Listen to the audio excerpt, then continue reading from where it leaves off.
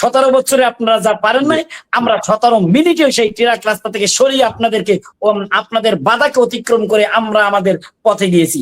এবং ইভেন আর একটা শেষ কথা বলি, বিরোধী দলের চিফ হুইপ নাহিদ ইসলাম সেখানে ছিল, ডক্টর মাহমুদা মিতু এমপি ছিল, হাসনাত ছিল, 3-4টা এমপি এক জায়গা ছিল।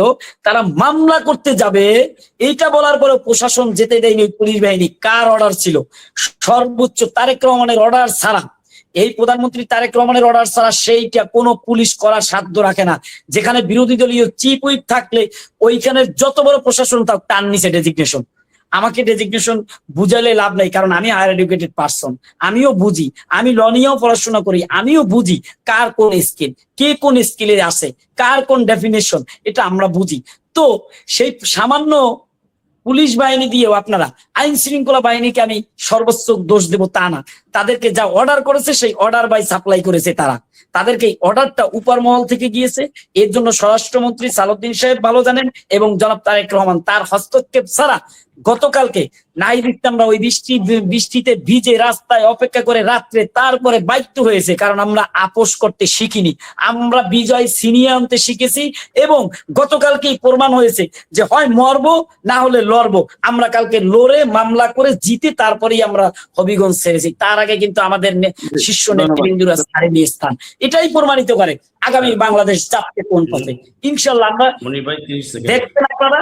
তবে একটা জিনিস মনে রাখিয়েন, দল কানা হইয়েন না। হ্যাঁ অবশ্যই আমার দলে যারা অপকর্ম করে দেখিয়েন, আমাদের সবসময় আমাদের যে একটা আছে ফেসবুক পেজ বা আমাদের যে বার্তা দেশের মানুষের কাছে জানানোর জন্য বাহন যেটা আছে, যে ন্যাশনাল সিটিজেন পার্টির যে পেজটা দেখেন, সেখানে অহরহ আমরা স্থায়ী বহিষ্কার, শোকাজ, কারণ দর্শানো নোটিশ দিয়েই থাকি। এই 15 মাসের দলেও আমরা এটা দিতে থাকি, কারণ কি আমরা কোন অনৈতিক কর্মকাণ্ডের সাথে যে ব্যক্তি যুক্ত থাকুক, তাতে যদি পর্যন্ত থাকবে তাদের বিষয়ে হস্তক্ষেপ। কই নৈতিক স্খলনের দায়িত্বে তো এখন বিএনপি একটা স্টেপ নিল না, পানি সম্পদ মন্ত্রী পঞ্চগড় 2 আসনের কই নিতে পারলো না, কেন নিবে? এটা নিলে তো তার মানিজ্য যাবে, দলের মান সম্মান যাবে, এটা প্রমাণিত করতে পারবে না। আমরা জানি আপনারা এই পথেই হাঁটবেন।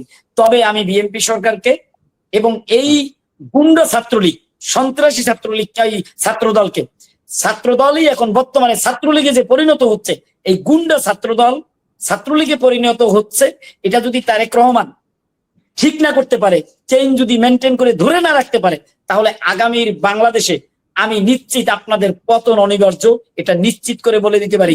যদি তাদের লাগাম টেনে না ধরতে পারে, যেটা পতিত খুনি হাসিনা ধরে রাখতে পারেন, এই ছাত্রলীগের লাগাম, এই আওয়ামী লীগ যুবলীগের লাগাম, যার জন্য পতন হতে বাধ্য হয়েছে, সেই বিএনপির পতন।